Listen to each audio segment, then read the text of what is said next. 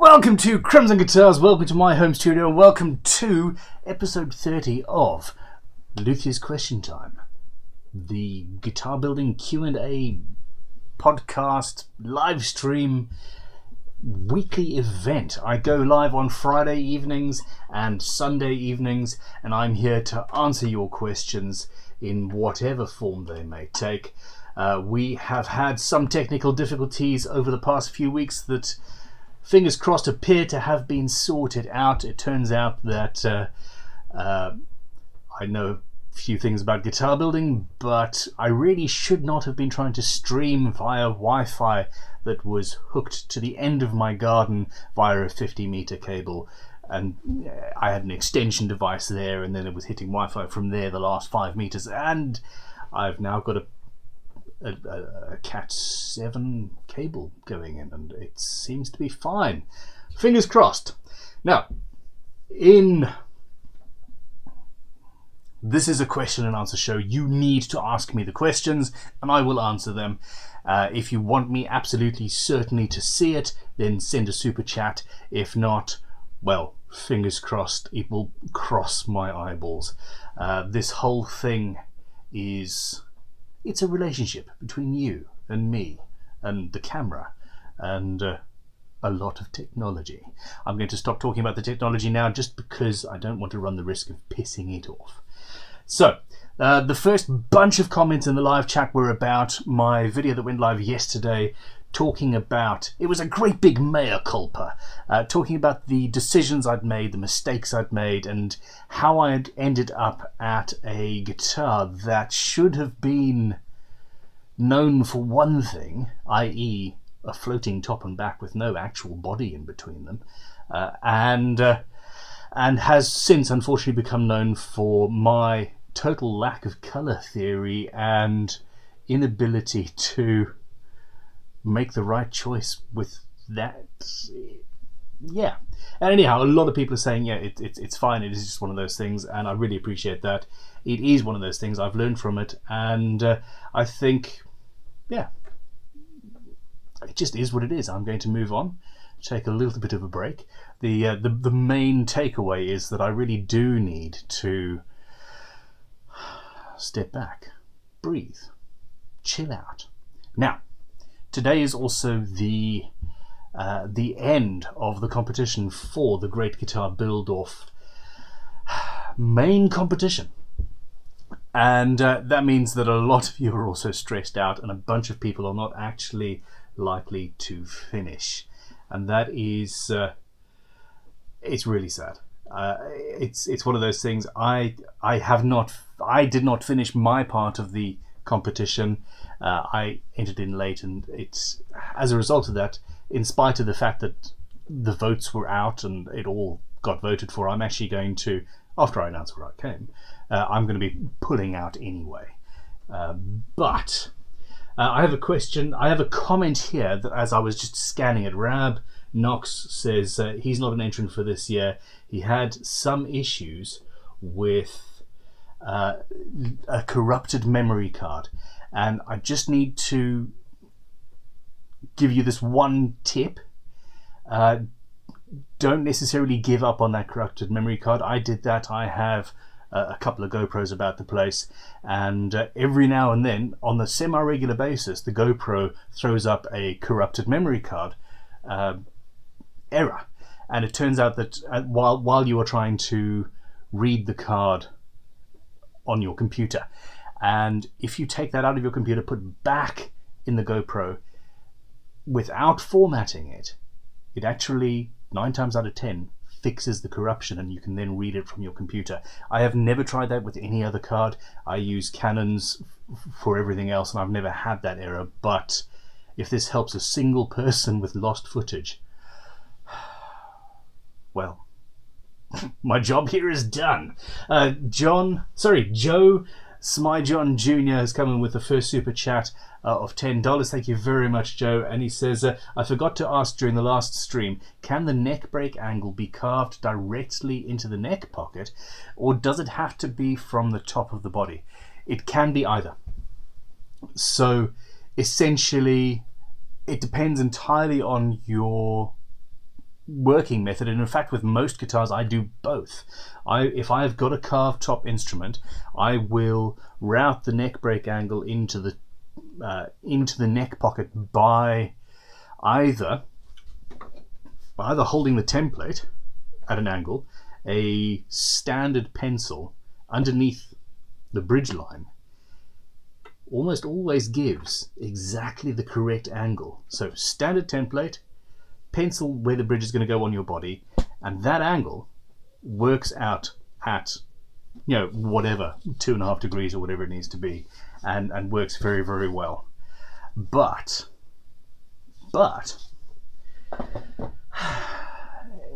I then go and adjust the neck break angle on the back of the neck itself. So in that on that area of the neck, I will plane it to adjust either way if required. So, well, that's it. There's two ways to do that, and that's how I end up doing it. Let me reread your question quickly.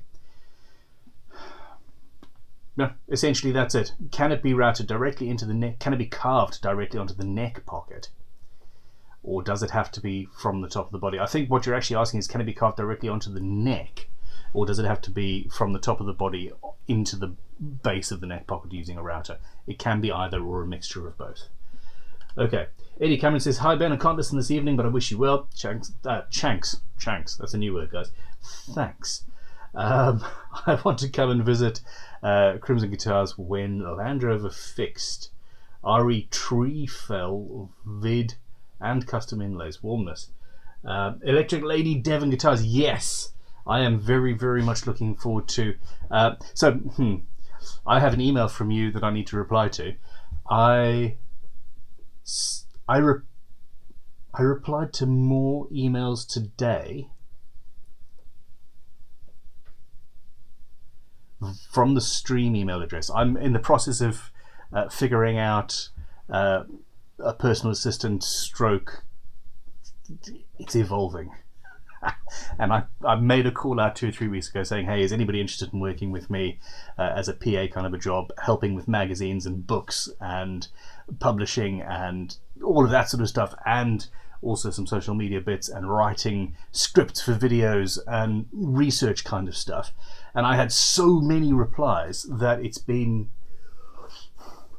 mind-blowing, absolutely mind-blowing. Stream at crimsonguitars.com if you want to throw your hat in the ring. But on top of the many, many replies, there were many, many incredibly talented, interesting individuals, and I'm like, just wow. Anyhow, the moral of the story is I replied to probably 20 emails today, which is more emails than I have written this entire year so far. As you can tell, I really do need a PA. Okay, let us see where we are.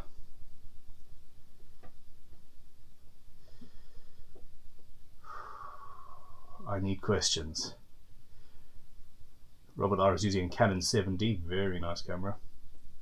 It can only do 15 minutes of video. Yeah. My first video ever filmed was building a Robert Fripp model, and I think it's probably down now. There was a full build series, and that was filmed in a 7D, and the footage was just insanely beautiful. Okay, let's see. So, Tutum Carman, who I owe an email reply to actually as well, although Tutum Carman offered to help me fix the live stream, and we've managed to do that. I should have spoken to him. He says, I'm doing a course at Crimson for the first 2 weeks of August. August is so close. My woodworking skills and tool knowledge are very limited. Should I buy some tools and practice, or wait until I get to Crimson and buy the right tools and learn how to use them correctly? I'm obviously biased. I would like you to buy tools from me, of course. I would suggest that, seriously, Crimson, you can't do better than Crimson tools for specific guitar work. However, if you're thinking about buying planes or chisels or, you know, any of that sort of stuff, then, you know, you can get them pretty much anywhere. You could buy them from me through vintagetoolshop.com, but it's just one of those things. Get the experience. Now, as a student, you will also get a discount on tools, which is a good thing. This isn't whether you should buy tools first or not. The real answer to the question is what you said. Should I wait? Should I buy the right tools and then I use them correctly? That is the crux of this matter. I wish I had somebody to show me just how to set up a guitar properly. I learned by trial or error. I never had anybody to show me. When I was learning, YouTube wasn't a thing. There were books, and how can you explain the feel in a book? And most of them were in Imperial anyway. So I really struggled. It took Robert Fripp, actually, who his setup is insanely precise. It took him to sort of show me just how precise that you could be with the setup of a guitar. So yeah, there we go.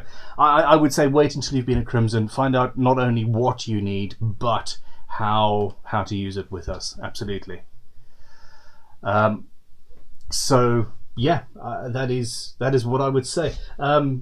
Joe Smyjohn Jr. is coming with another $10 super chat. I really do appreciate the support. He says, that's feedback sound you had during the demo of my GTPO entrance, which is actually at Crimson at the moment, was amazing. It sounded like the deliberate feedback that John Fogerty does when he plays the solo parts of Susie Q live. That is high praise indeed. I am far from a guitarist. I obviously push my energies in a different direction. I did find that I had some measure of control over it. I had to get very, very close up to the amp in order to get the feedback, but I wouldn't change a thing about the guitar. Whoever wins the auction, and the auctions are live right now, will have the option for me to fully shield the electronics, i.e. I'll need to build a Faraday cage, probably with wire mesh or something like that, and the option for me to adjust the finish, either to sand the back down and refinish it in the original finish and stain but with silver around the outside like the front, or to completely strip the whole guitar and do something else essentially. But I sincerely hope that they don't ask me to shield it, because I'm using a relatively loud amp. It's not a 5 amp micro thing, it's fairly loud, and that was some good tone. Thank you for noticing. Phil Girk has come in with a $10 super chat. Thanks very much, Phil. And he says, I'm seeing more and more instruments with multiple layers for the top/body. At what point is a top no longer a top? And does the body the body is now a laminate? Does it matter? Thoughts? That's the thing. I think these concepts as rewind. An electric guitar is, by definition, the body, the top, the back, all of that sort of stuff is pretty much superfluous. Check out the I think it's a guitar by a company called Gittler, or a man named Gittler. I can't even remember what it's called. Essentially, it's I think a couple of poles, and then the frets are literally stainless steel bars bolted into the pole. There's no neck, there's no body per se. Check out the Teufel Birdfish. Does it have a top? Does it have body? I think it's got a body of some sorts, but I think it's a cast aluminium frame. I don't think any of this matters. The tone that I got from that guitar last week was incredible. Yes, handmade Crimson pickups. Yes, it was top quality pots, Bourne's pots, a good capacitor, a good amplifier. I could probably upgrade my lead, to be honest. I'm using the same lead I've had for probably 20 years, actually, come to think of it. So every part of the chain, apart from that lead, is really good. And the lightweight body, yes, makes a difference to the sustain of the guitar. The floating top and back makes a difference to the sustain of the guitar, I suppose. But in the end, it's about what it looks like. And no, I don't think it makes any difference whether it's a top or a middle or a back or if it's none of these things. It's an electric guitar. An acoustic guitar, different story. Although they are making acoustic guitars with double tops. There's all sorts of cool stuff. Kiwi Quarters has sent a $5 super chat. I have never seen your name before that I can recall. How's it going? And thank you. Says, is it possible to use the screw pole pieces of a pickup to attach said pickup to a pick guard? Maybe a steel pick guard to alter the electromagnetic field. Well. That is a very interesting question. In the past, I have made very big metal covers for pickups that were held in that fashion, and they sort of went over. Now, they weren't steel, they were aluminium in order to not play with the magnetic field. But this is definitely something that could be experimented with and could be very, very interesting. How I did it was I tapped the holes that the pole pieces would go through into the metal, and then I clamped the new cover to the pickup. It was tapped into the pickup as well, and essentially I screwed the pole piece in, and the thread in the metal and in the pickup essentially held it all together. It was many years ago. I may be misremembering a little bit, but it worked. Should be possible. Is it advisable? You're going to have to let me know when you've done it. Alrighty. Brandy B says, thank you, Ben. She sent $5. I saw earlier that you are one of the people who does not think that you're going to finish the competition. Try and I don't know. I don't know what to say. I can't. I wish I could change and extend things, but when 400 people are in it and it's an actual competition for an actual prize, a whole workshop of tools, I saw your comments and I was like, maybe we could, I don't know, you could call this an entrance into next year's competition or something. But well, we're not going to be seeing the emails till tomorrow. So if we get the final photographs of the guitars sometime tomorrow, you're absolutely fine. It's good. Ray J Jr. Uke has sent $5 Canadian and said the standard jack is ugly on the top with the cable sticking out on a Strat style instrument. Is there a subtle option to a Strat style jack? There is a subtle option to a Strat style jack, and something I absolutely love, and which is very, very difficult to do in a home workshop at least, and that is Ibanez have exactly the same thing, but instead of the giant metal plate, they've got a wooden insert, or I think essentially the cavity, the recessed section inside of a Strat jack plate, that is built into the top of the guitar, and the jack just goes in there, and it makes the whole thing that should be that big into, relatively small. Having the lead come out the front of the guitar is still an issue. Now, another option is to take a standard Strat jack plate and just whack it on the back of the guitar. I really do enjoy doing that, except for the fact that you look like a bit of a tosser literally putting the jack, and you've got to sort of twist the guitar upside down and then put the lead in. I'm going to stop doing this, and then we're done. Okie dokie. Robert I likes cleaner tones, I understand, and if you do win the guitar, then yeah, we'll shield her for you. On Wednesday there will be a video about all of the invitational entrances into the thing, and there's also going to be voting and all sorts of stuff coming up on the main competition, so a lot is riding on this. It is amazing how many people have watched. Brandy B says, I'm not making the deadline either. I won't be entering GGBO. Between waiting for shipping and getting all my tools for the first time, I just ran out of time. There is always next year. There is absolutely no way short of... Oh wait, I started this thing because of a global pandemic. There is nothing that's going to stop me continuing with GGBO. There are going to be changes next year. For example, I think I have found a solution to the auction dilemma. Originally we wanted to raffle the guitars off, but at least for the invitational series, and it turns out that is horrifically illegal. And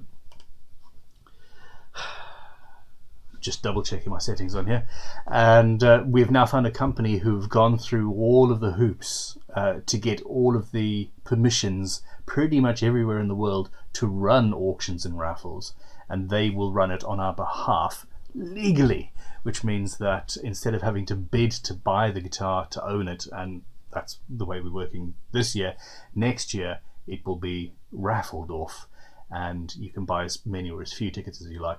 As much antipathy as I feel towards gambling, I think this is for a good cause, and it is a better thing. Okay, it seems like SC Guitars, who is an assistant of mine, is maybe not going to be making the competition either. That'll be the second year in a row that you don't finish, dude. Come on. Okay, so Coolwood, Italy. We have a question via our Discord. There are links liberally distributed in the description of the video and throughout the live chat. If you want to check out our Crimson Guitars Discord, it's awesome. There are often 40 or 50 people sitting in there just talking about guitars a lot. It's incredible. Okay. Hi Ben, a few streams ago you mentioned a GGBO shop. Okay. Do you have an update and what's the plan? Would it be something that people could donate to? I was thinking I'd be happy to give some time to build and donate things to the shop now and then, bodies, necks, etc. I'm sure others would too. You guys, you absolutely get what this is about, and I seriously thank you. Now the okay,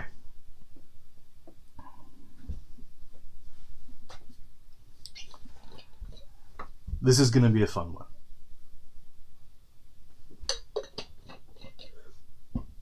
Short term, the biggest issue that we've had so far is the fact that we're not a registered charity or a community interest company, in spite of the fact that we've been trying to.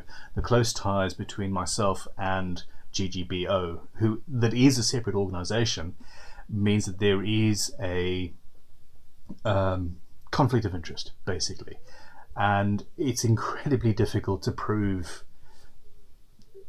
that we're not trying to be dodgy. There's no way that a guy with head tattoos can do anything dodgy. It just doesn't happen. It's the people who you don't recognize that get away with shit.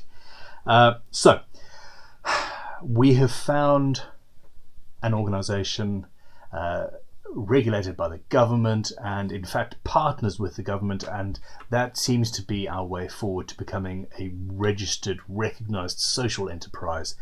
And that has been our biggest issue up to this point. We are going to be expanding our remit.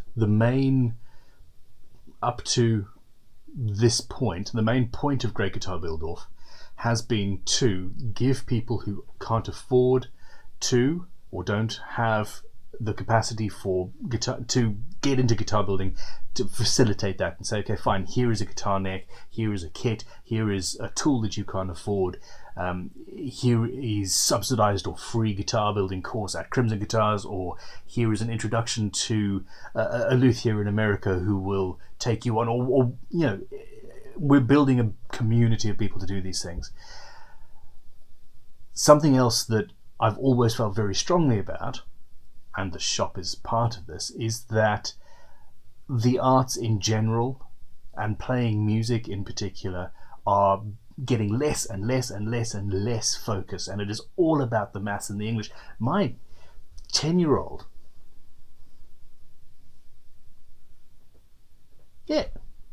my 11-year-old, he's 11 in a week or two, he's doing maths at school that I am sure is more complex and complicated than anything I did 30 years ago. Hell, in high school even. Just mind-blowing the stuff that they're coming up with.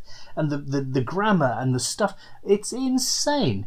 And yet there is absolutely no push to get them into making things or playing things. It's an afterthought. Do you want a guitar lesson or a violin lesson or a piano lesson? Or maybe you want to play recorder?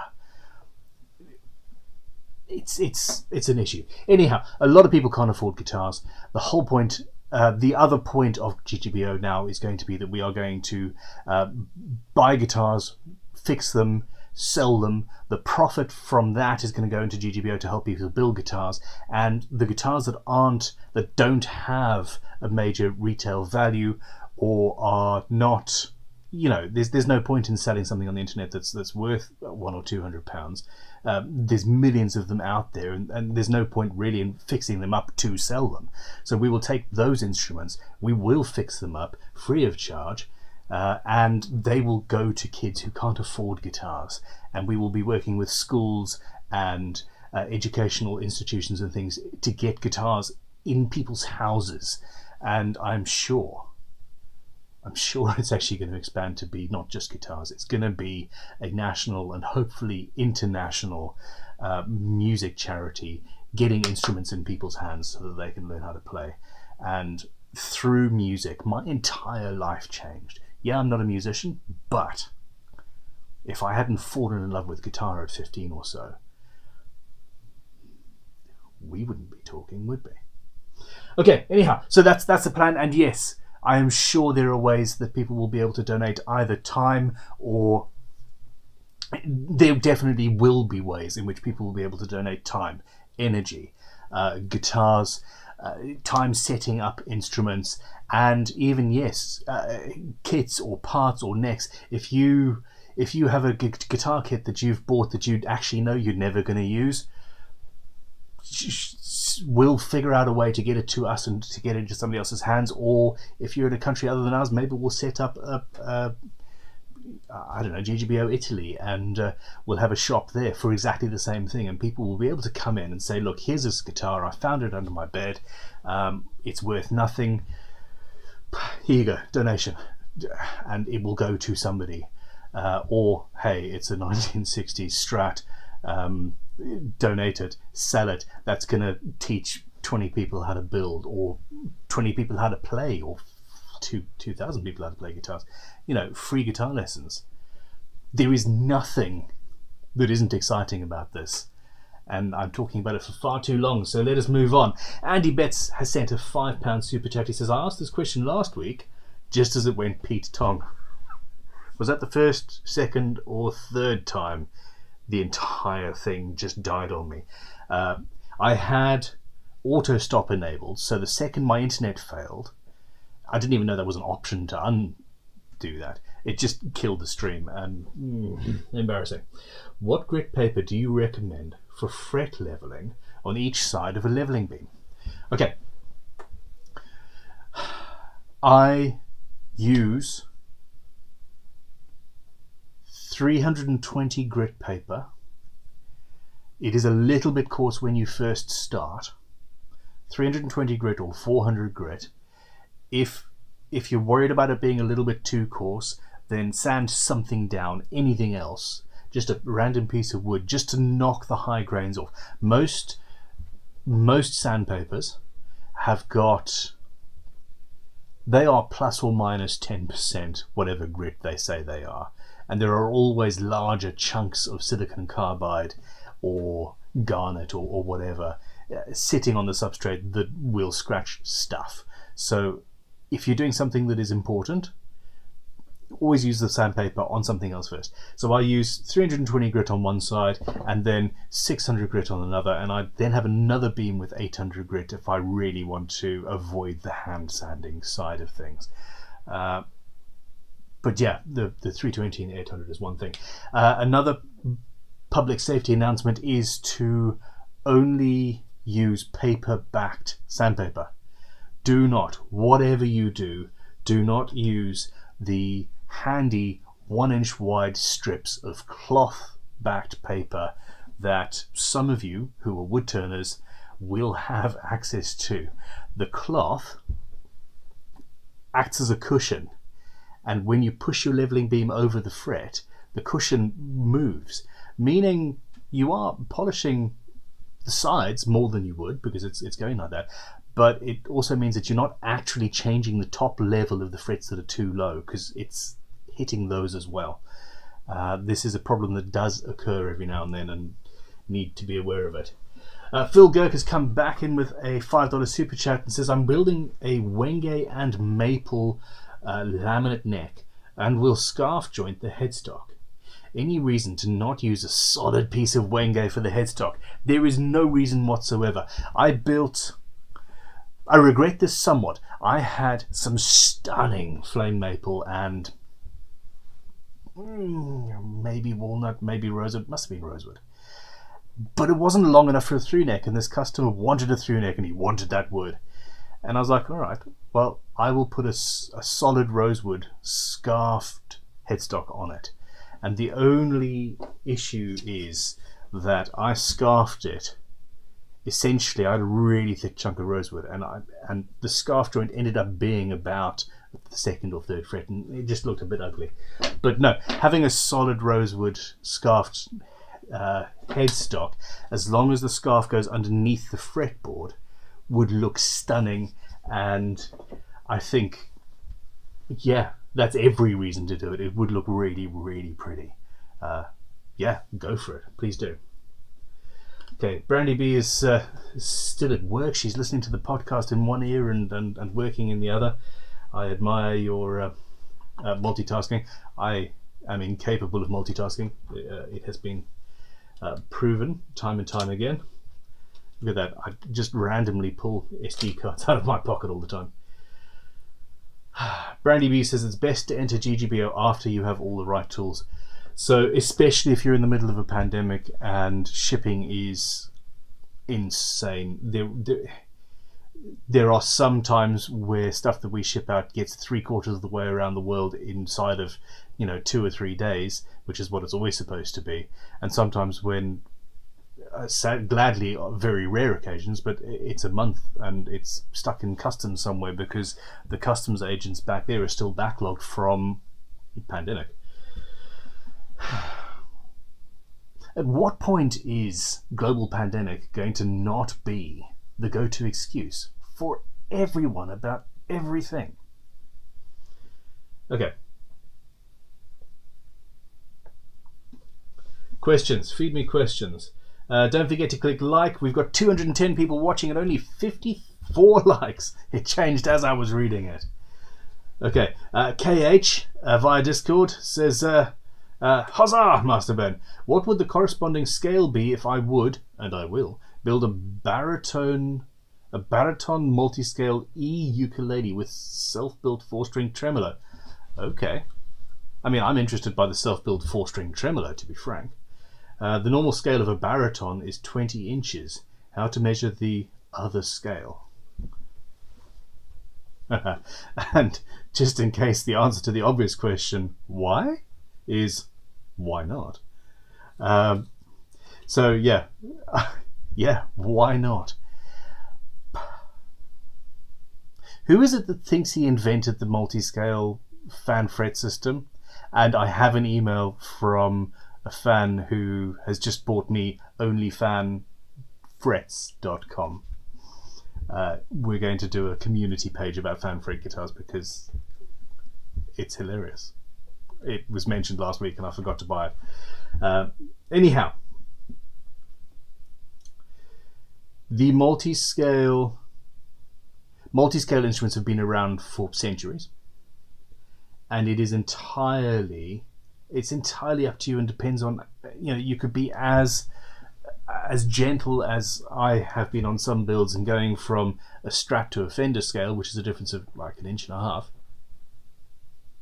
exactly 1.5 inches, to a 3 or a 4-inch difference, as long as it's on the 7th or 9th fret or thereabouts and it's comfortable to play. That's the whole point. So I would actually say mock up 2 or 3 different versions on a chunk of wood that's the right width at least, and see how that stretch feels to you. Will it be comfortable? If it is comfortable, experiment till it's not comfortable, and then find what's best for you. Other than that, I have no hard and fast rule. Uriel Sage says, I tend to acquire tools as I need them, but recently I bit the bullet and invested in some much needed equipment that will streamline things. I've obviously forgotten how to talk. That's going to make this an interesting show, isn't it? There are a few things more frustrating to me than knowing that a tool exists to save me huge amounts of time and not having it available to me if I want it. I also take a perverse pleasure in doing things by hand with hand blades and chisels when I could use a router, knowing that I could use a router. I'm an enigma, wrapped in a riddle, behind a beard. Okay, come on then. Vulcan Essen, how's it going? V, hi Ben, I need to unset a neck. Tip from Discord buddies after I posted a fail. After cutting the finish at the edges, how do I apply the heat properly without the risk of fatal damage? Like your GGBO. Are you saying that my GGBO was fatal damage? Oh my god. You're not. Almost anything is something that can be recovered from. Okay, so first of all, you need to make sure that you've used the correct type of glue, i.e. if you've used epoxy, you're out of luck. Nothing is gonna touch that.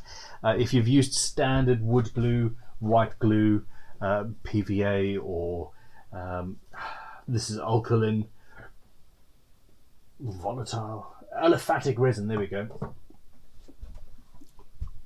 Those things come apart fairly easily.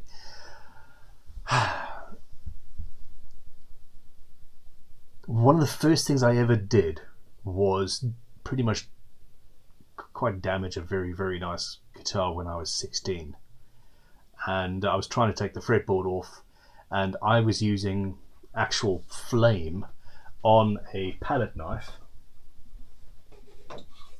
a bigger version of this little artist's palette knife, and I didn't heat it up enough, and I didn't warm up the fretboard beforehand. Now you can. It's a big problem. Essentially, you are going to probably run the risk of delaminating the fretboard as well. If you're talking about an electric guitar, if you've got a pickup cavity near the neck, you can inject steam through the neck pocket through the pickup into the neck pocket, and that should be pretty much direct application to a lot of the glue. I would warm up the top of the neck and the back of it with gently applied heat gun. I'm assuming you've got finish on there. Okay, the best tool for the job is something by Stu Mac actually, and it is I haven't used it myself, but there's an electronic thing that you drill a hole. This is for use on acoustic guitars, and you take out the 16th fret or the 12th fret. It depends. I'm sounding like an idiot here. And essentially, instead of injecting water, you're actually just applying direct heat by use of an element. I don't often promote StuMac, but it's an incredible tool. Another option is to literally drill a hole to where you need it and then apply steam directly.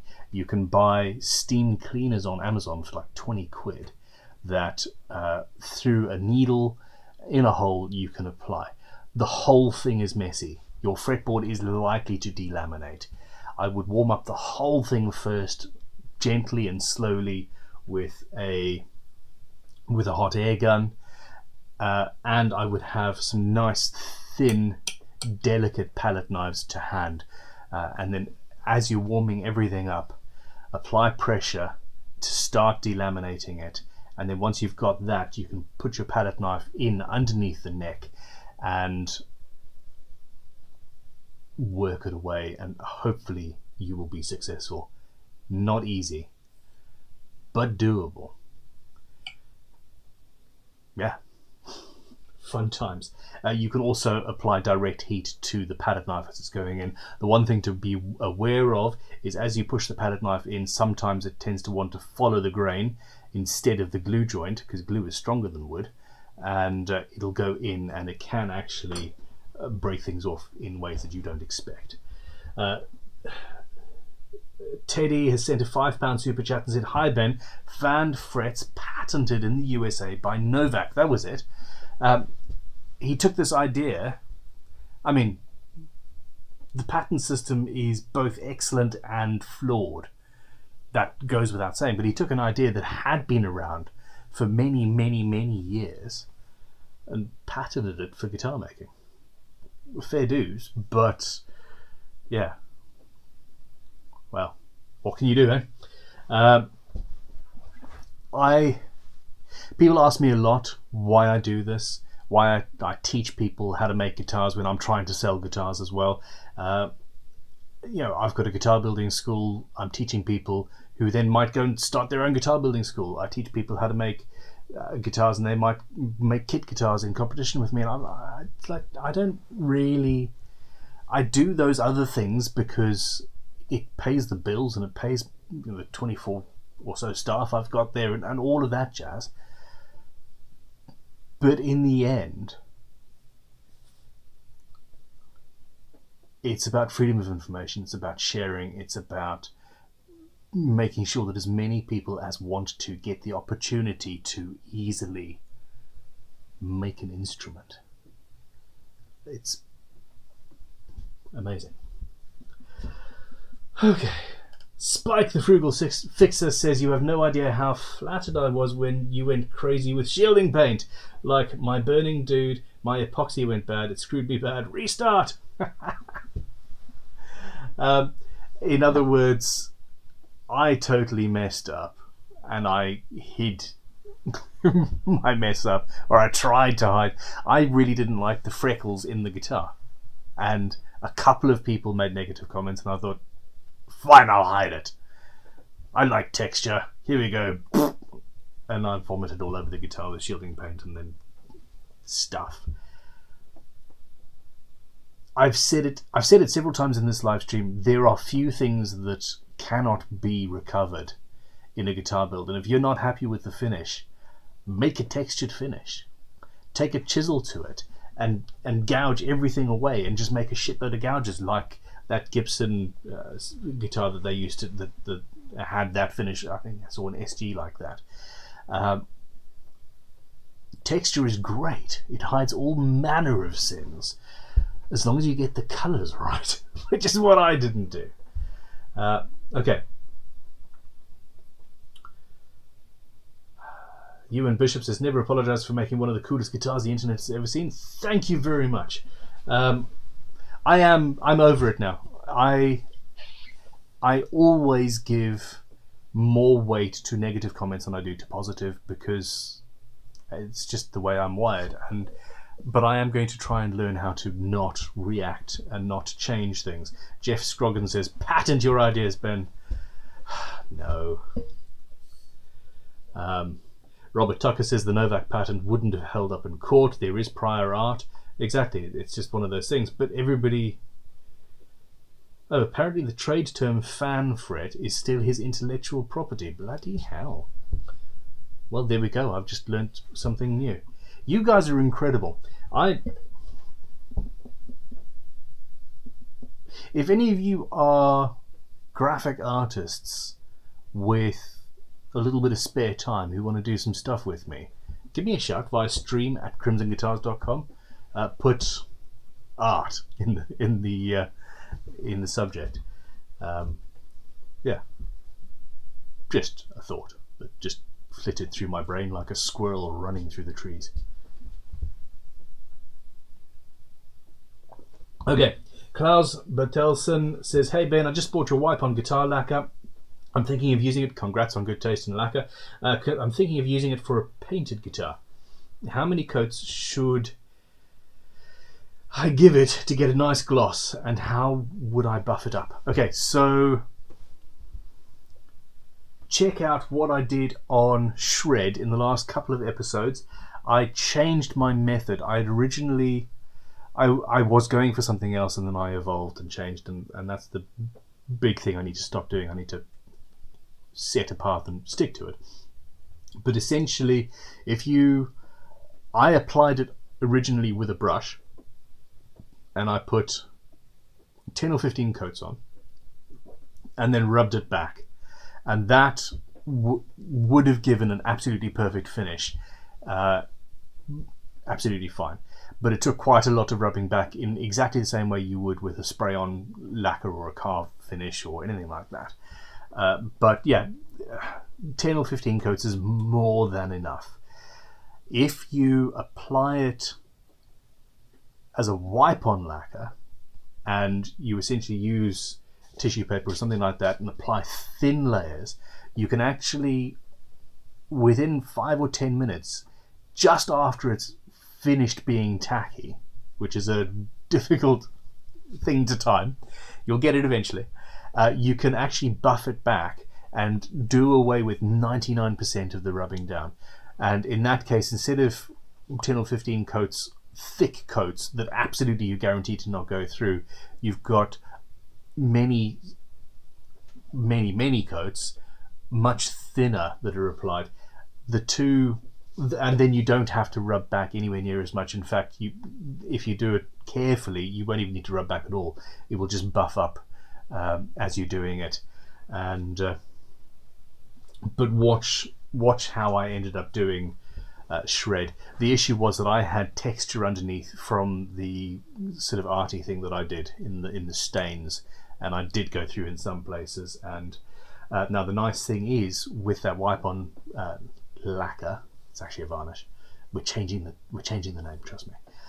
Is that if you do blow through all the way to the wood, and then just put more lacquer on, you actually can't see witness marks from where that repair is, or at least in my experience, that was the case, unless you get water in, which you might. So yeah, it's fun stuff, and you should be okay.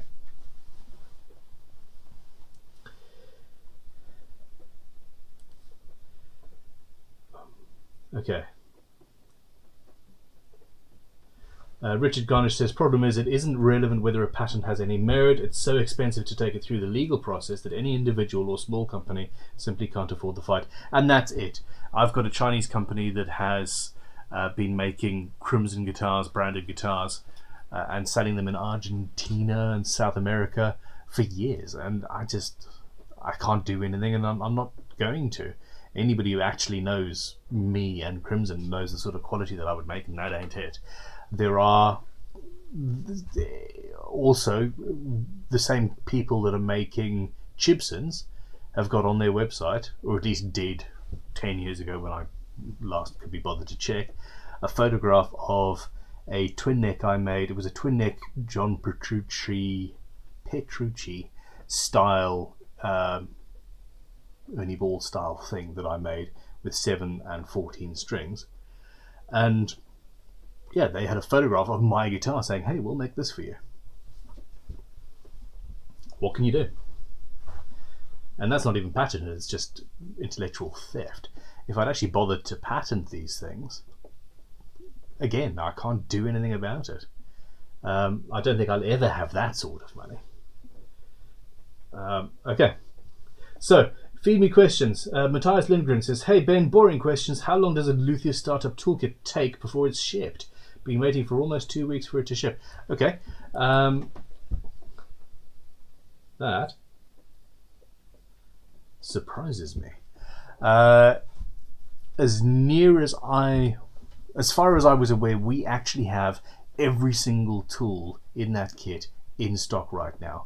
If you haven't had an email saying that there is a delay and what that delay is from, I'm going to be somewhat pissed. Please send me an email. I get the emails at stream@crimsonguitars.com. Please send me an email with your order number, and let me know if there's let me know what sort of contact you have or haven't had, and I will chase up tomorrow when I am at Crimson HQ. I am not an arsehole. I don't like shouting at people. I don't want to be angry, but I also want to have a company that is better than this. So, yeah. Okay.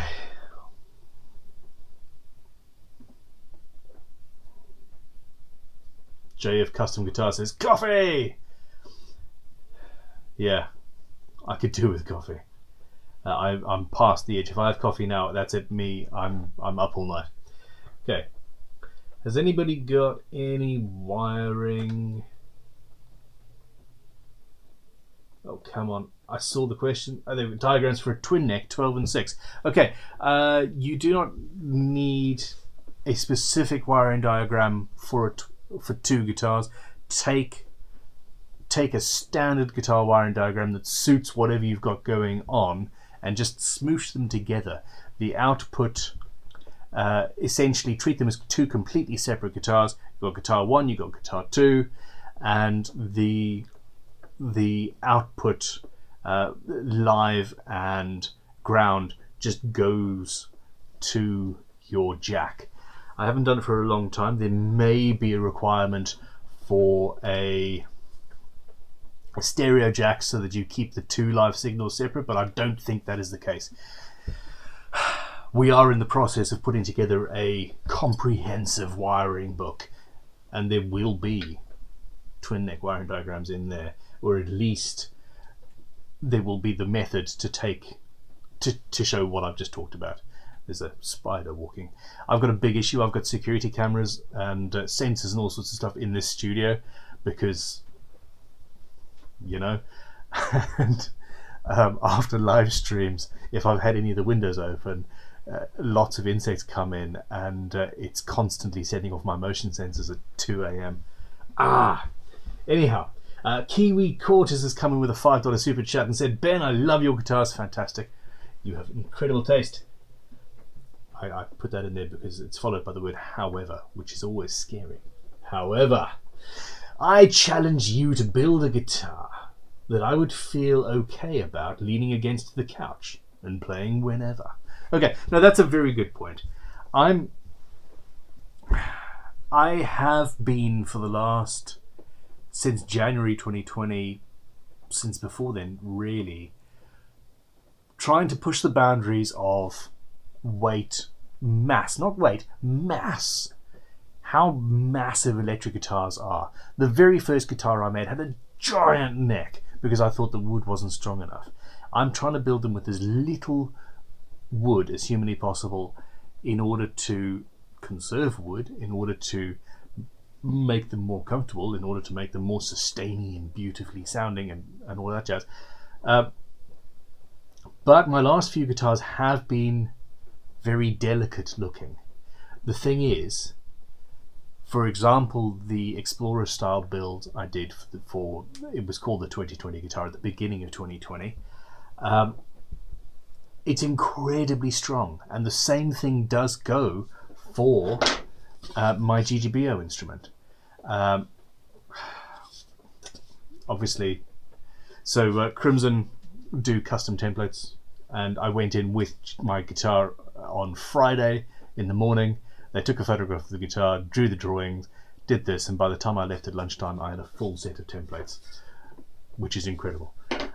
This guitar is strong.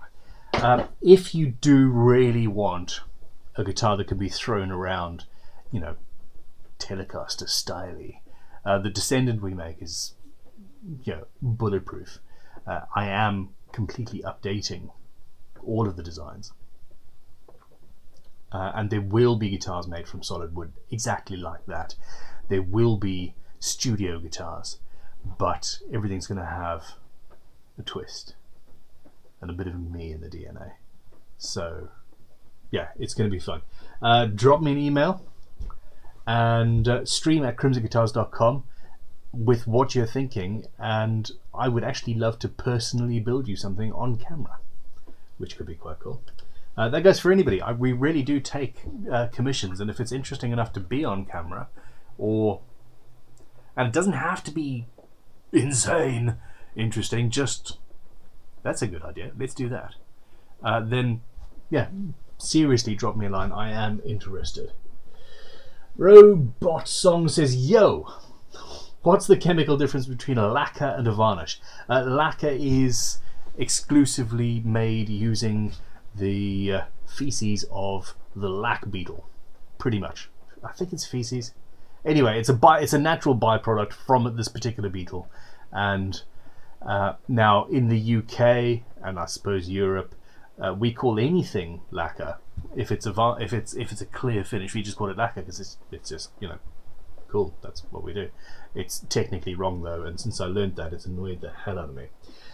Cookie Biscuit says, hey Ben, I have two questions. Is a supercut of the Cyberpunk 2077 build planned? Yes. Did we not do that? Seriously? Unless the footage has been lost, yes. We are in final talks with two separate editors who we are sending footage to do supercuts. Talitha, my sister, is my main editor. She's incredible. She works till 2 a.m. in the morning, multiple nights a week, just to get the videos that we normally do up, and that is not fair. My life's work for the last year has actually been reducing her workload, reducing all of the other stuff that she does, but she still does not have the hence my call out for graphic artists, actually. She doesn't have the time to do super edits, so we will be shipping out off that footage to other editors to do a super edit to go on the channel and hopefully get 1 billion views. That was question number one. And the second question from Cookie Biscuit is, what should one take into consideration, headstock angle mostly, when building a 12 string? Okay, honestly, the most worrisome thing is that I used the word worrisome for the first time in my life in front of you guys. Wow. It's the sheer amount of tension that you've got. Essentially, it's double, essentially, or thereabouts. And the neck itself wants to cause issues.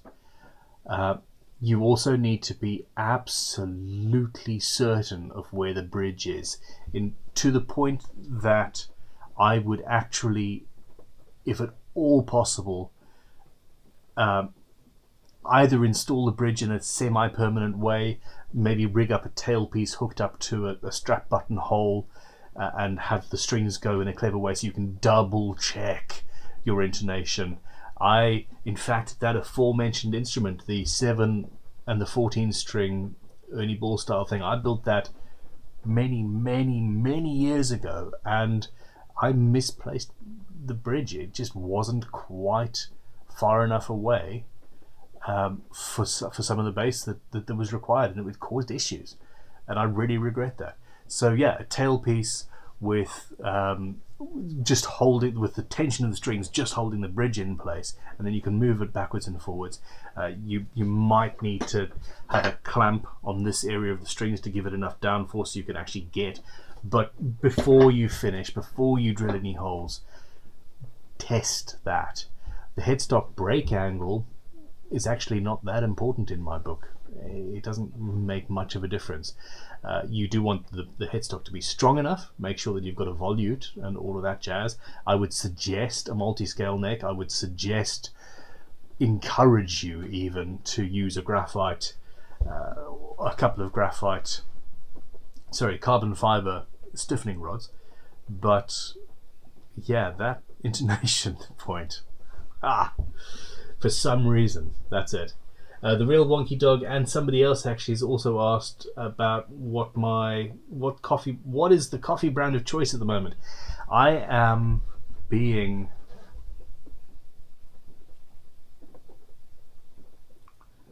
very promiscuous with my coffee at the moment. So at Crimson, we are, because everybody knows I absolutely love it, and because in the office there is Sam, who is also a major coffee nut, and now Ricky, we decided that it would be only right and just for us to actually have our own brand of coffee roasted. And for the last 6 months we've had a never-ending, or seemingly never-ending, just supply of various coffees from different brands and different roasteries coming through. Like, yeah, I like that, I love that one, but what about last week? I love that one too. Coffee! It's a problem. So yeah, watch this space. Let me see if I have any questions. My team are in the background. Creverai and SC Guitars are in the background checking questions, and if there's something particularly interesting, I'll send it through. Okay. Oh. Creverai says, there we go. Hi Ben, please clear up the confusion. Deadline for the videos is June 30. Is there another deadline for the pictures? If yes, can I answer the mail to upload twice? Thanks. Okay. No, that's a very good point. The deadline for the videos is June 30th. Wow. Which is what I thought today was. Maybe I should pay attention to the date. That's what happens when you wear a Speedmaster. There's no date on this watch. And yes, I'm fairly sure you can answer the email twice. You must be able to. But I have no specific knowledge, so if that is not the case, then please don't shout at me. We will, if that is not the case, if there is any issue, email stream@crimson-guitars with important, muy importante in the description, and I will forward it on to the correct people and we'll make sure that it happens. Okay. I need questions. Give me questions, people. I don't have any questions. Wow. Okay. So, next week, the Friday live stream is going to be... next week, Friday live stream is going to be watching the auction results for the invitational part of GGBO, and also answering questions in between auctions ending and stuff. So, yeah, fun times. Now,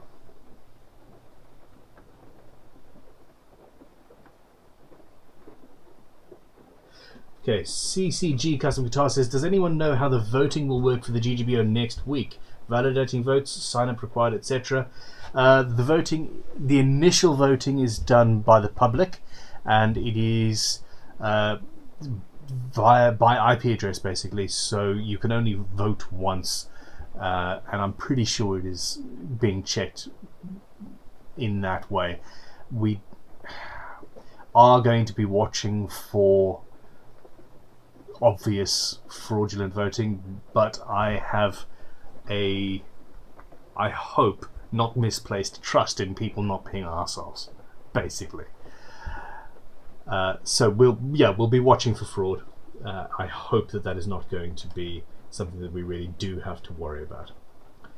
Okay. So, and then once the sort of top number has been sorted out by public vote, then it goes on to our judges who see photos and etc. So it's going to be cool. There is so much going through my head.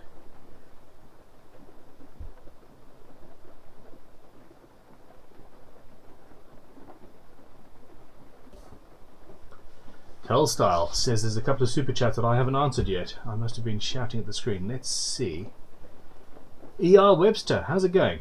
He said $5, and he says, have you ever built a neck and then been inspired to build a body to go with it? I don't think I've ever... I've never built a neck without a predetermined body for it to have, to be honest. It's normally the other way around. I will normally start with the body, and then something I do, a wood I use, or a choice in binding, or whatever, that informs how I make the neck or what I do on the neck, and sometimes a bit vice versa. But yeah, it's one of those things. So no, not really. I'm assuming you've built an incredible neck, and you've now got to come up with a body to match it. All right, we've been going for just over an hour now, and I'm already starting to flag. This is what happens. Yeah, this is what happens. Style has sent a $5 super chat as well. It says, I'm making a 5-course Mando cello, 10 strings, cool, out of a harmony arch top. Okay, is the V-shaped dovetail neck joint going to stand up to that string tension?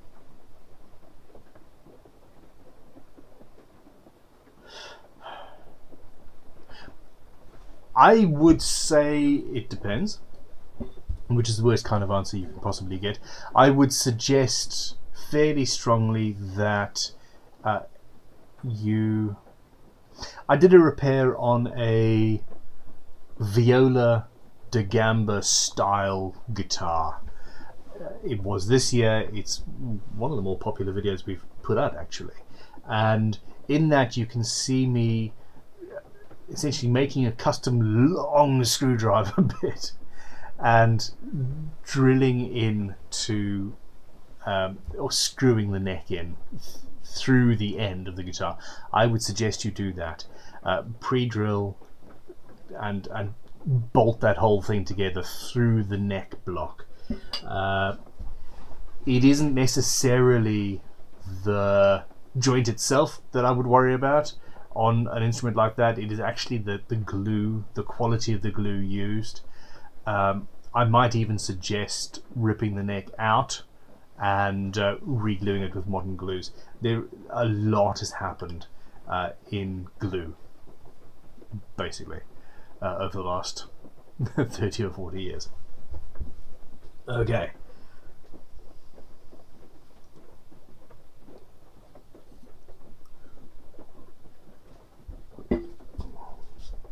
Vulcan Essen has come back with another €5 super chat. Said, hi Ben, how to use your grain enhancing fillers with regards to staining. How long does it need to cure before sanding? It clogged up my paper very fast. Cheers, V. I wish I could just sign off with V. It's so cool. Okay.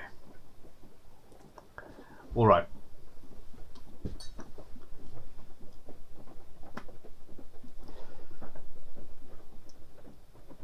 It is... I'm trying to remember exactly how I did it with... There we go. I knew there was something. Sorry. If you watch the Nebula episode where I was using it under the over the stain, I stained the whole instrument first, and people were like, "Wow, that's beautiful." And then I covered it with gold paint, and they're like, "Oh my god, that sucks." And then I wiped back all the gold. As phew, Ben, it's all right. And it worked. It was a roller coaster, and it was well worth the time. Essentially, stain, grain fill with the grain enhancing filler, and it actually works that the easiest way of doing it is to grain fill, and then with a bit of the tissue and methylated spirits or denatured alcohol, something like that.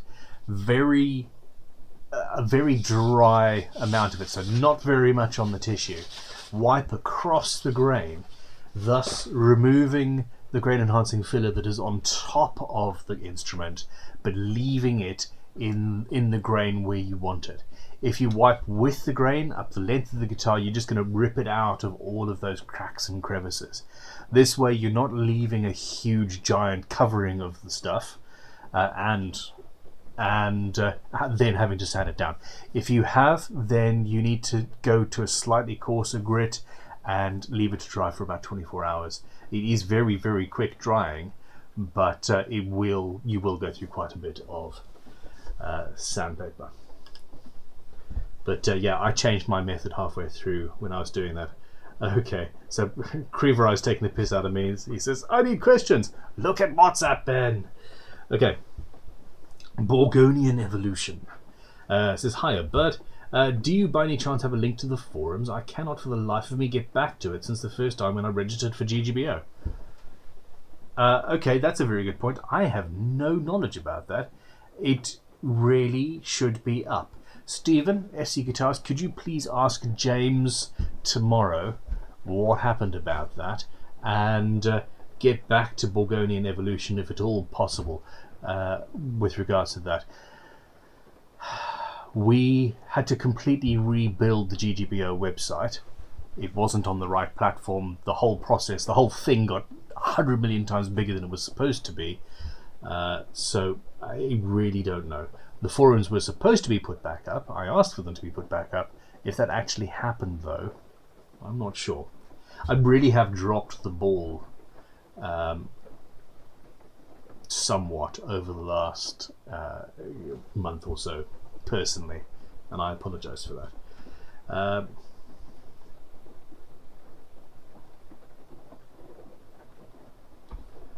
Okay, John Smart John Jr. thinks I've missed a super chat. He says, I will send photo updates of my Purple Art build. I've decided to make it a hybrid of a Les Paul Strat and a Tele. Okay, I think that if anybody manages to do that successfully, it will be an intensely profitable instrument. I'm fairly sure that I have replied to the super chat, though. If you guys could try and find it, that would be awesome. Now, AJD09FB, what a name, says, any plans to build a guitar using the kind of tools that most people new to woodwork would have access to? Cheapish stuff from Amazon, eBay, etc. What can be achieved if they try hard enough? I'm really tempted to try and make a guitar where the main tool is a Leatherman. I think I would pay to watch that.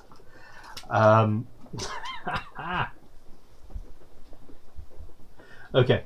Yes. Yes. I have seriously considered artificial limitations on a build foster intense creativity. I've done a lot of timed challenges, and I am 100% going to do a limited hand tool build soon, i.e. in the next 2 or 3 builds. I will be doing it. I will be filming it. People have asked me for that for years, and I'm just going to do it.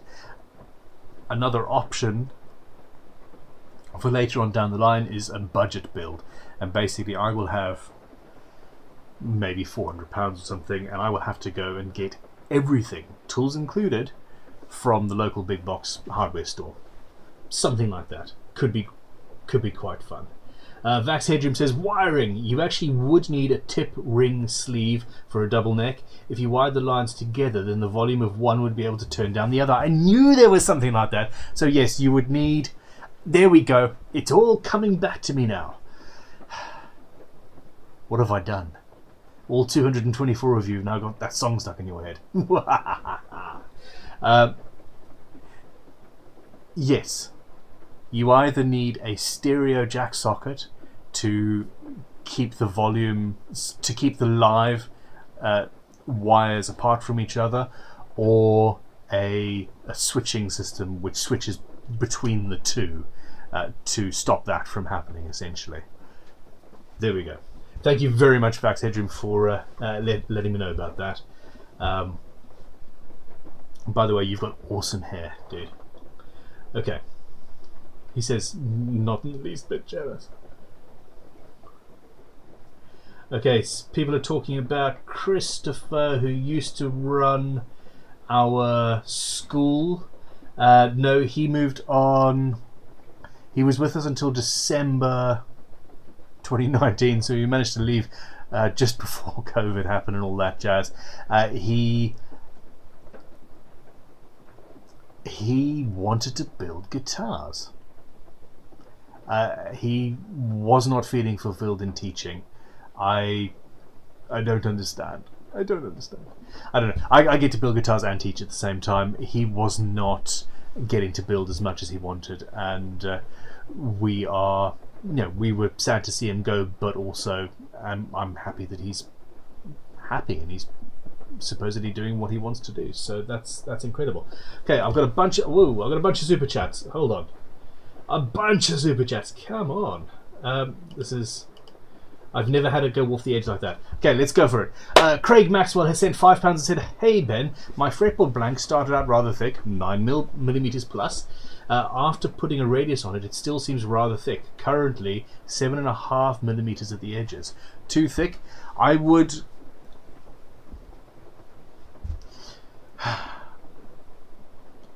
say that's honestly at the edge. I would take another millimeter off if you can. I understand that if you're doing that with a radius block and nothing else, it's really not fun. So it's on the edge. The issue is the thicker the fretboard goes, the less room you have in the neck for the back of the truss rod, etc. And I have seen issues. So if you, for example, would like to make a wizard style neck, if you've got a thick fretboard and you then thin everything else down, you're only going to have a millimeter or so behind the truss rod, and it may well blow through, which would suck. Okay.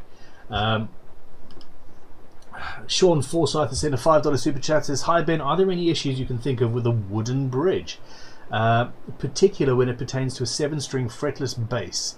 $500 plus is a lot of money." I am blown away. I feel old. I've got aches and cracks and things. And, that's one thing. The price of guitar hardware. Oh my God. Like, what the hell? Incredibly expensive.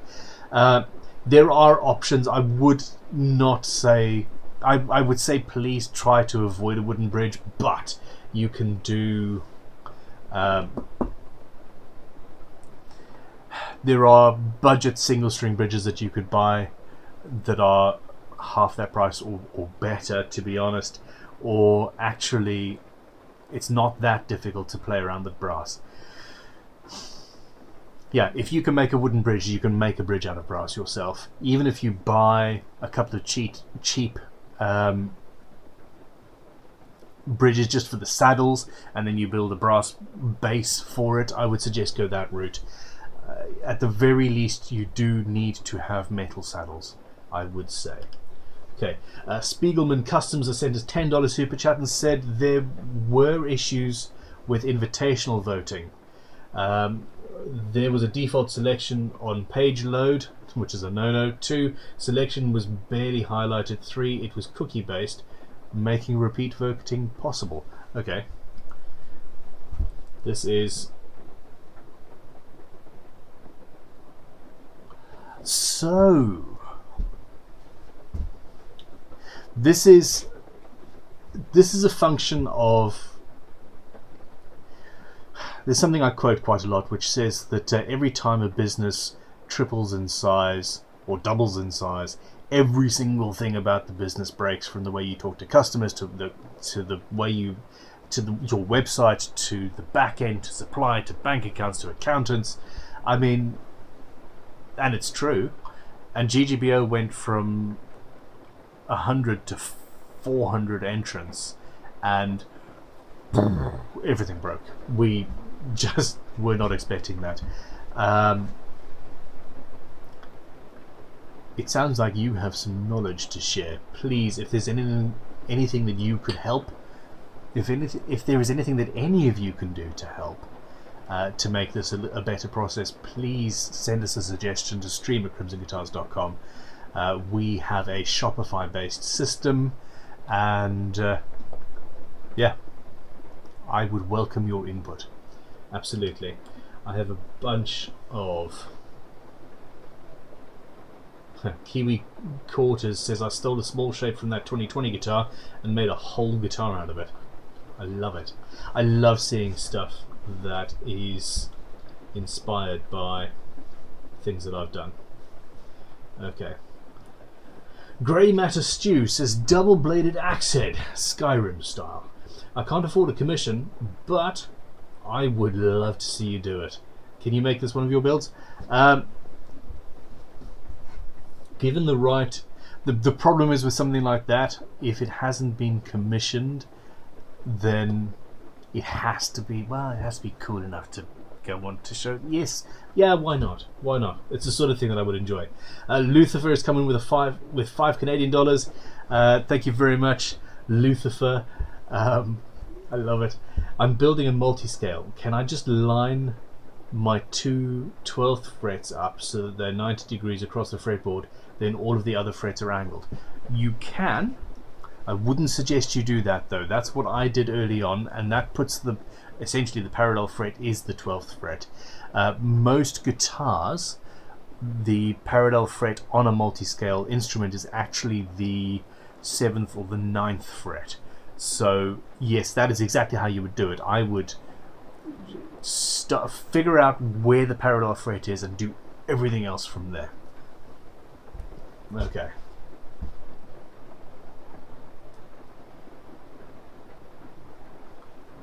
There we go. Yeah, there were 5 super chats within a second of each other, and that gave me a small panic attack. Okay, answered.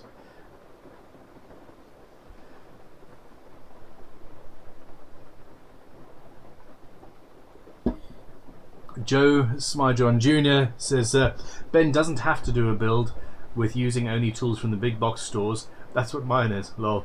Every tool I'm using came from Lowe's, Home Depot and Woodcraft. It's cool.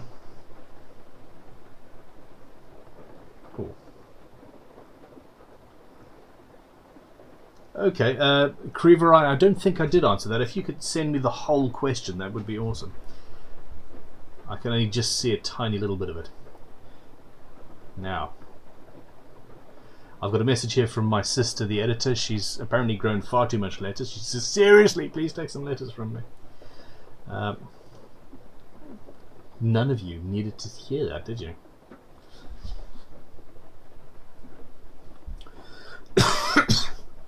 Richard Garnish says, reverse the pot wiring and avoid that problem. Pick up to center pole, output taken from the side pole.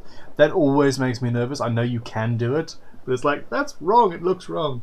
But yes, so essentially one will go one way, one will go the other, and you'll be sorted. That's cool to know. Stephen Fines has sent a $5 super chat and said, would it be terrible to make a plywood guitar body? Hell no. One of my favorite entrants into GGBO 2020 was somebody whose name I've completely forgotten because I am diabolical with names, but he made an incredible plywood guitar, the whole thing, with a beautiful sort of crosshatch houndstooth, I suppose, pattern. It was an insane build, really young guy, and an incredible, I mean, it was, the video itself, it popped up on my feed as, hey, you should watch this, you're into guitars, not, hey, you've been following GGBO, you should watch this. A lot of people watch it, so check that out and go from there. Luthier says, thank you, buddy, I'm off to the races now, it's an absolute pleasure. Paul23 Fitz, how you doing, Paul? It's just coming with a £5 super chat and no question. If you have a question, feel free to ask. But thank you for your support either way. It makes this whole thing even more fun for me. So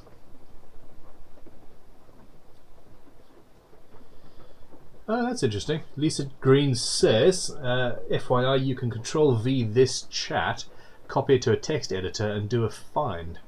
So do a Control F and then you'll be able to find or search for particular searches and phrases, etc.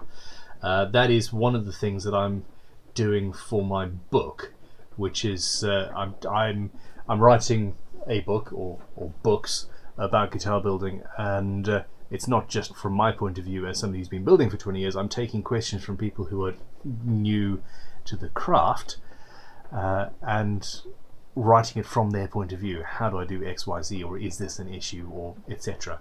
And I'm telling you, there's going to be some very, very cool content coming out as a result of this. Ben Timon says, Ben, will you ever do a baritone guitar build? I have done in the past quite a few times actually, just never on camera. The last one, that was a hell of a long time ago, but yes, I am definitely going to do that. Cal Star says, I'm headed out to the back of the shed. I'm headed back out to the shed. Have a great day, evening, morning, night, wherever you are. Cheers, man.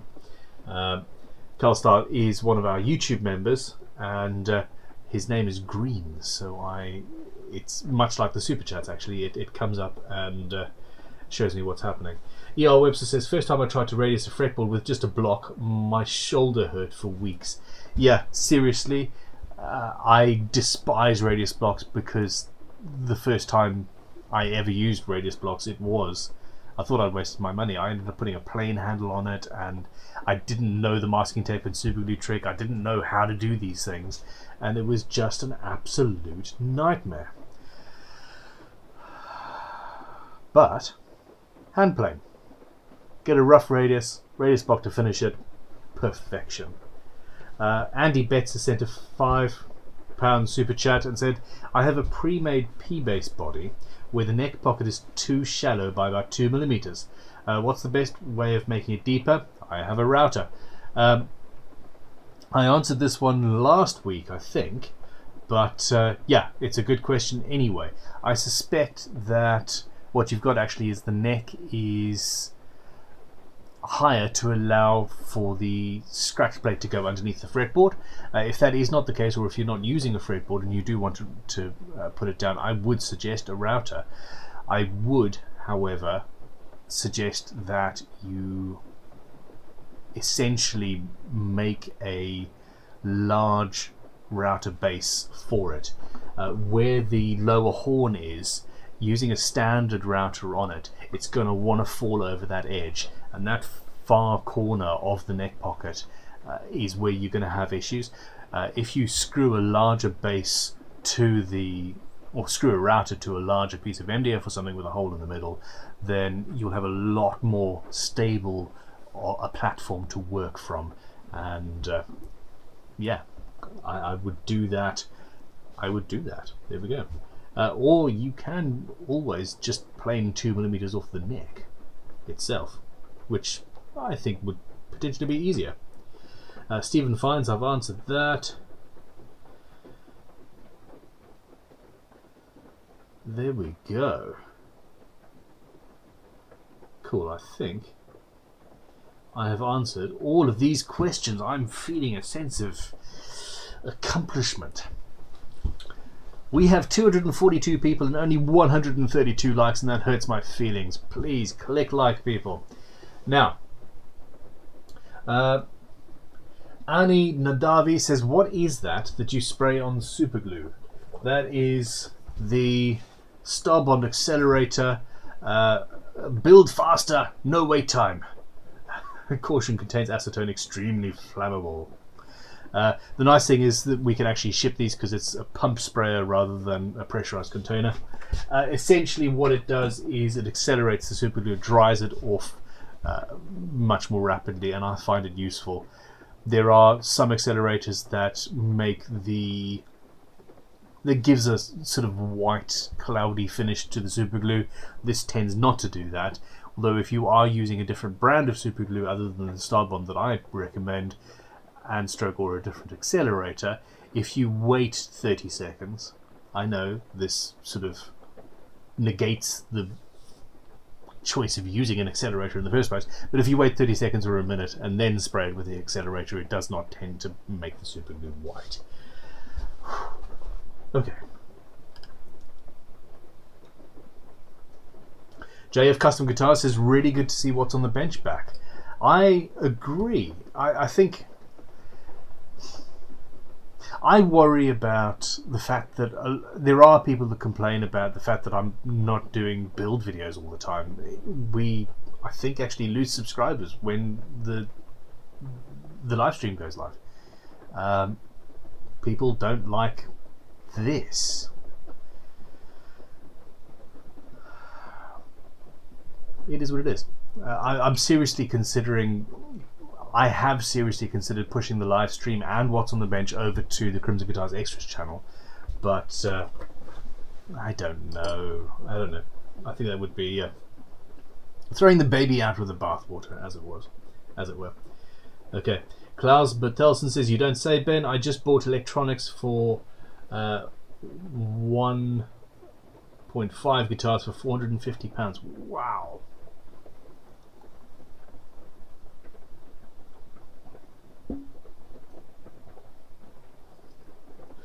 Creeper Ice says, "Ben is to blame. I get dark eyes under my eyes tomorrow. Dark circles under my eyes tomorrow." There's the build. I'm sorry, guys.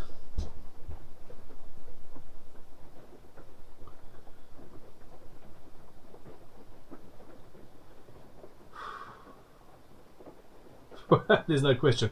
Chris Franklin has just said, "Non-fat latte, mocha choco cappuccino mango juice." Non-fat latte, mocha choco. No, I can't do it. Shut up. Non-fat latte. No.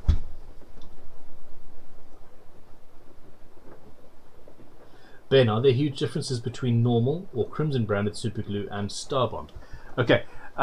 Honestly, I would have thought no.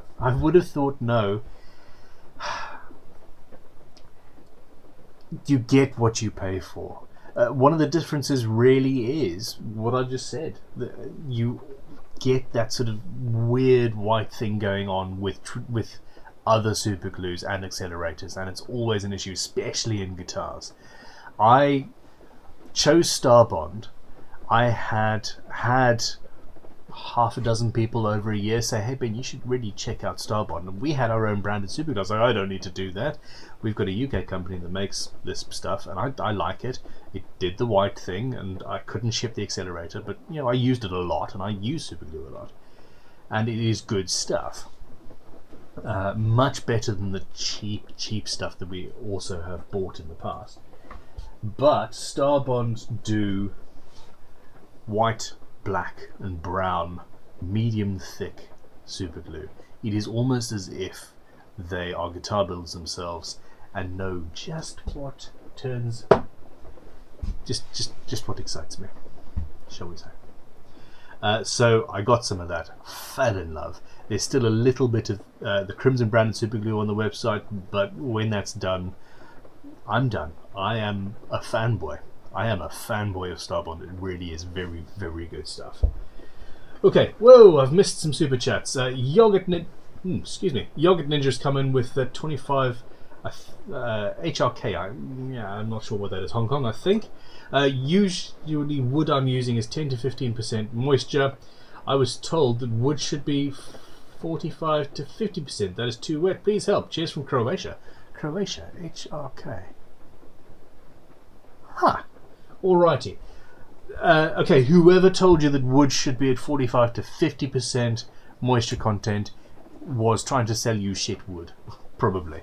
10 to 15% is almost certainly air-dried lumber, and it has settled at an equilibrium point that is lined up with the standard resting equilibrium of where that wood is, i.e.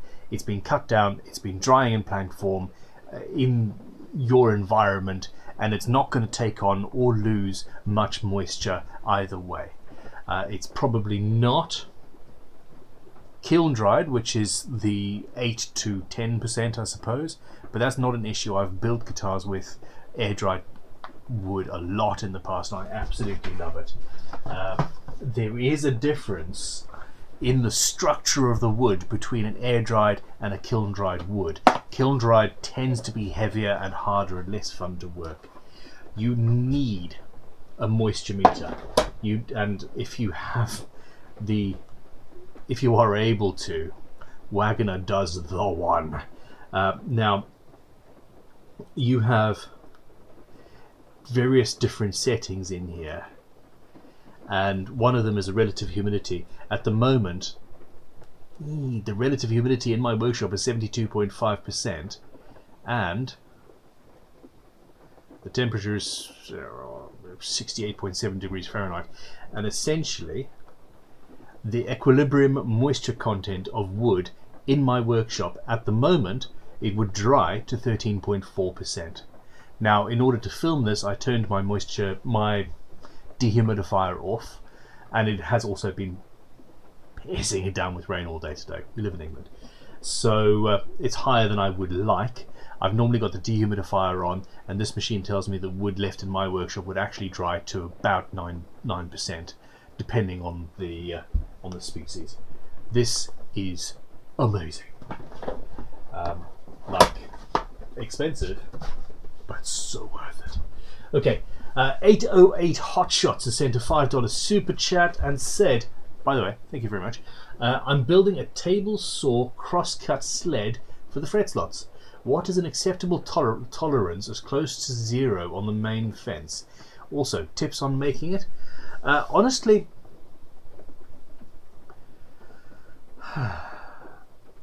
what is an acceptable tolerance as close to 0 on the main fence?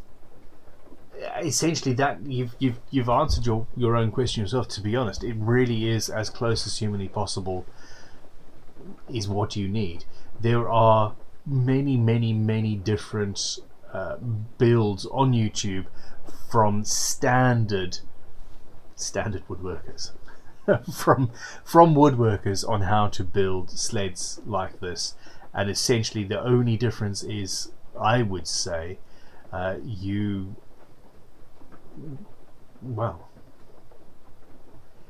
just need to make sure that there's no movement.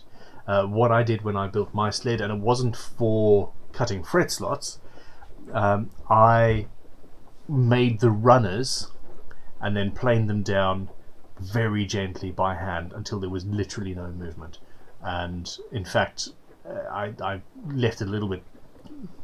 I had to go afterwards and use a leveling beam to sand one side down so it would actually move once I glued it down. But yeah, there we go. That guitar dude guy has sent 30 somethings. Hold on. Israel, I think. Here we go. Hey Ben, I finished my GGBO 2021 and never used a hand plane even once. I have to learn how to use one for my next build. Any suggestions where to start? I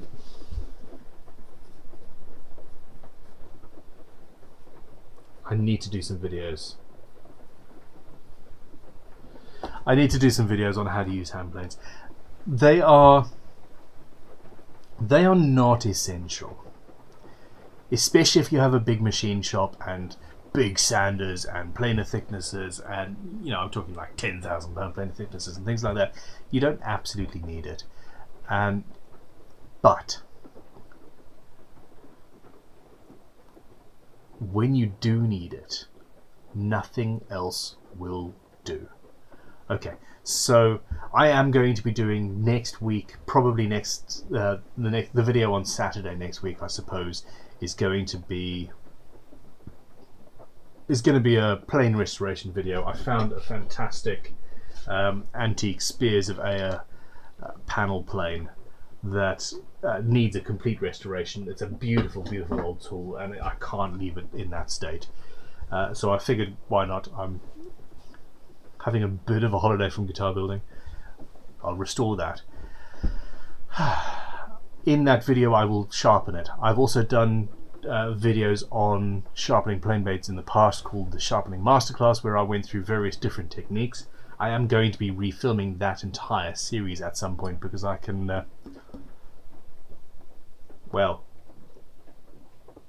I have learned how to talk less. That isn't in evidence tonight, but anyway.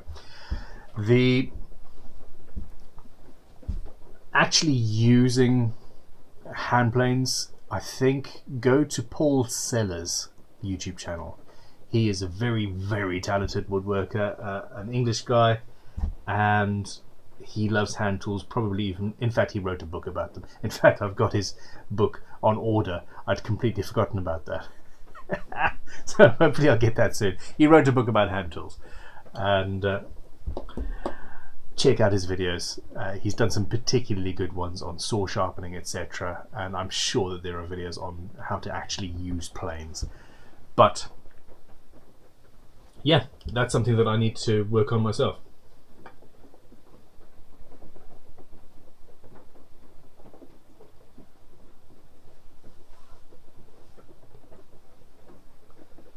Okay.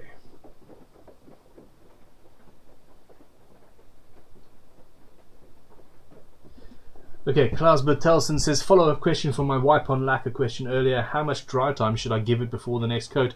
An hour or two. Well,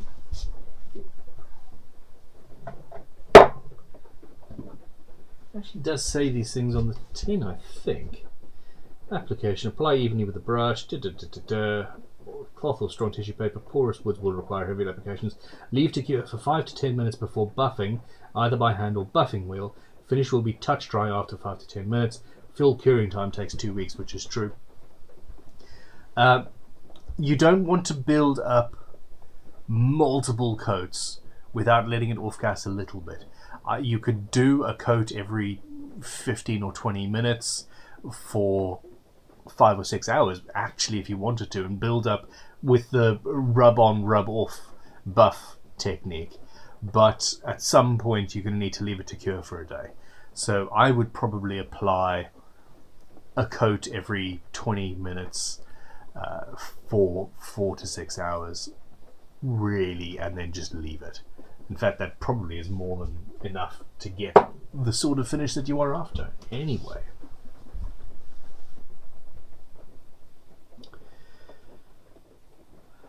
Okay, I am running out of energy, people. If you have any questions, now is the time to hit me with them. Multi-scale fretless bass from Rob Tootle. Yeah, that sounds fun. Brandy B says, Ben, if you have time after this, I sent a chat near the beginning, right before I sent my super chat that I wanted you to read. I don't see it up there anymore. If you could... Are you on the Discord? If you're on the Discord, you can actually send me messages. I shouldn't say this in public. You can actually send me messages in the Discord. I will try and find that message, but if you could get it to me... If you could get it to me via the Discord, or maybe stream at crimsonguitars.com, that would be awesome. Murph has sent a tweet. We're on Twitter? I set up a Twitter account multiple years ago and used to tweet all the time, but there we go. What is the best way to remove the neck from an ES335 without damage? It's canted up slightly on the treble side. I would not remove it. I would adjust the fretboard if at all possible, but please see my earlier question where I stumbled over the correct process. I am not, and you guys know this, I am not a guitar repair person. I have some knowledge, I have seen it, and I can stumble my way through it, but seriously,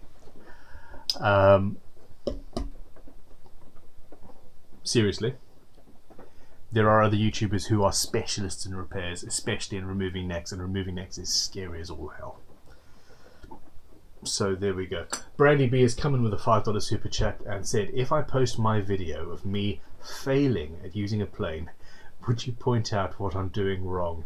It could help others. I'm not easily offended. 100%, please send me the link to stream at crimsonguitars.com with obviously you'll be sending it via your email address. Give me a phone number maybe, and I will actually give you a call and talk about it. It's not an issue. I probably wouldn't do it. I probably would not take your video and then make a video that goes live on the channel, because yes, you say you're not easily offended, but it just would be naughty. It feels naughty. Anyway,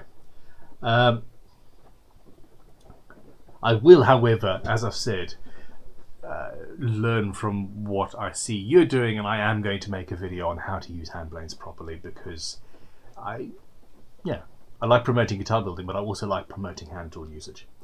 Alrighty. Oh. John Jr. says YouTube has temporarily blocked me from sending more super chats today. Which is interesting. But I have a question for Ben. Can you do a detailed instruction for that bridge you made for Shred? Okay. I am uncertain what actually made the edit. I do know that members, and you are a YouTube member, get access to essentially very, very lightly edited versions of every single build, and you should have access to a video where you see a lot more detail of that. I'm happy to answer any questions. I'm not going to be building a bridge like that again anytime soon. I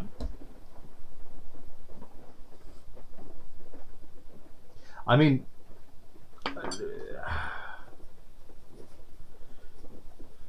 I'm just wondering about potentially taking the footage that Talitha has of that and then editing together a separate video to answer that question. It was not the most successful of bridges, but it is an interesting thing. If you don't have access to that video, Joe, then please email stream@crimsonguitars.com, and just remind, it will be Stephen actually probably who sees that, and he will get in touch with Talitha and ask her to, because there's a backlog of videos that she needs to add for all members and things like that. So yeah, I think that would probably be your best bet. But as I said, if there are any questions in particular, give me a shout and I'm happy to answer. Whew.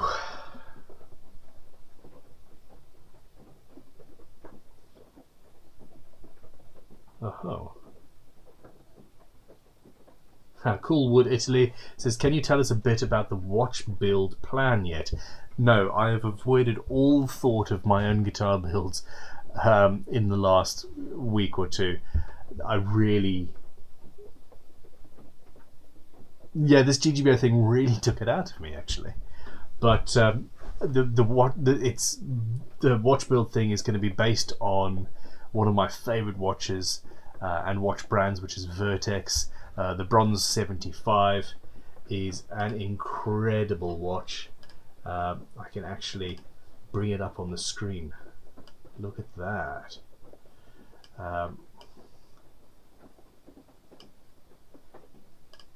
Yeah, it's an absolutely stunning watch, and a lot of the design cues are going to be based on this watch. They also do an MP45, which is a monopusher chronograph that where you can see the movement through the sapphire case back, and that's going to be in there as well.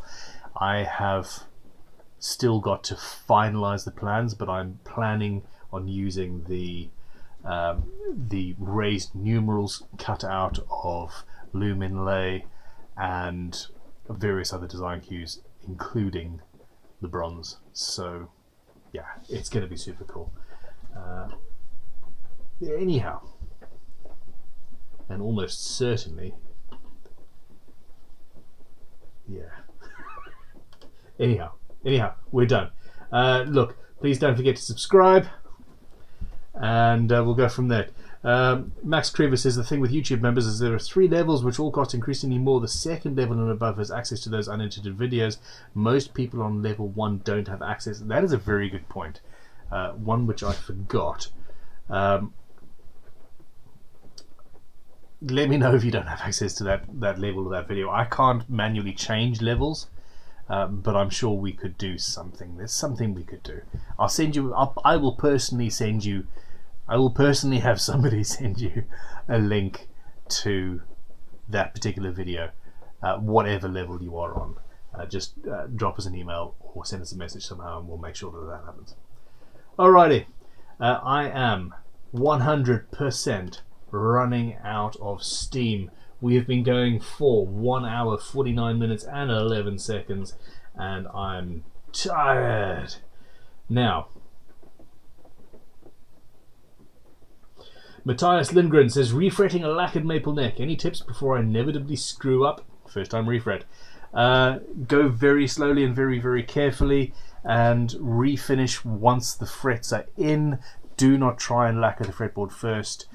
putting frets over lacquer is a problem, and cleaning up and all of that jazz. So essentially, take the frets out. You want to use fret pullers, preferably by Crimson. These have been custom ground and polished and are absolutely perfect for the job. And a fretboard protector, which is the little rectangle that goes on either side of the fret, and you go along and very gently. The other tip is to use a soldering iron to warm up the frets. This not only delaminates any glue that has been used to either hold the fret in or fill the fret slot up, it also relaxes the wood fibers, the grain on either side of the fret, which means that instead of ripping the wood out, it sort of just lets go of the fret. And that is what you want to do. If you don't have a powerful enough soldering iron, then I would say invest in one. They're not particularly expensive.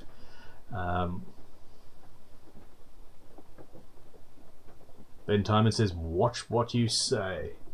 Is that talking about watches?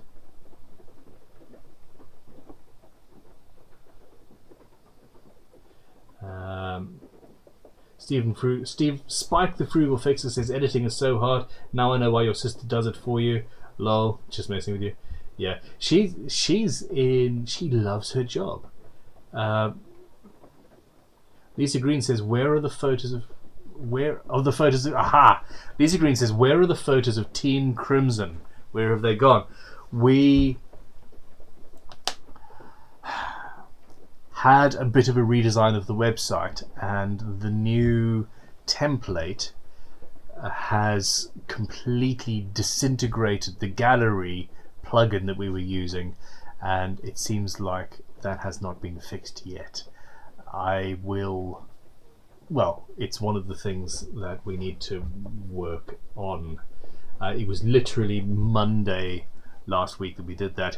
There were a lot of issues with how the website looked and the functionality of it, how people moved around it. But at the moment, there are also issues in that you can't see galleries of beautiful photographs of guitars that we've built, or for that matter, faces of the people that work for Crimson, which is an issue. So it's in progress.